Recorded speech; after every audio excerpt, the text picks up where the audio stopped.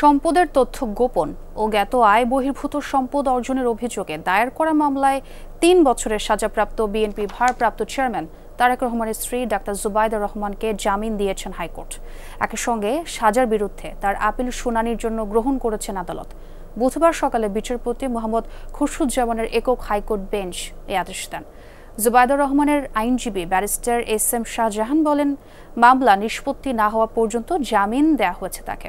এছাড়াও ব্যারিস্টার মাহবুব উদ্দিন খোকন কথা বলেন, সম্পূর্ণ রাজনৈতিক উদ্দেশ্যে ডাক্তার জুবাইদা রহমানকে সাজা দেওয়া হয়েছিল।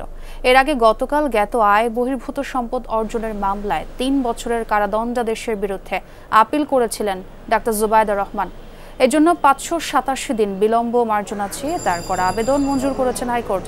2023 সালের আগস্টে জ্ঞাত আয় বহির্ভূত সম্পদ অর্জনে বিএনপির ভারপ্রাপ্ত চেয়ারম্যান তারেক রহমানের 9 বছর ও তার স্ত্রী ডাক্তার জুবাইদা রহমানের 3 বছরের কারাদণ্ড দিয়েছিলেন আদালত।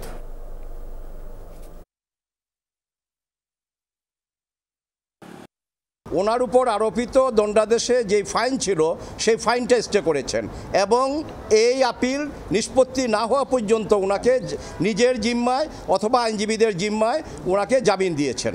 তারেক রহমান সাহেব বা জুবাইদা রহমান কোনো অবৈধ উপায়ে অশুদ্ধ উপায়ে দুর্নীতির মধ্যে কোনো সম্পদ অর্জন করেছে। Not a single word has been mention. Zia পরিবারকে রাজকীয় হেয় প্রতিপন্ন করার জন্য তারেক রহমান সাহেব এবং ডক্টর জুবাইদা রহমানকে এই মামলায় সাজা দেওয়া হয়েছে।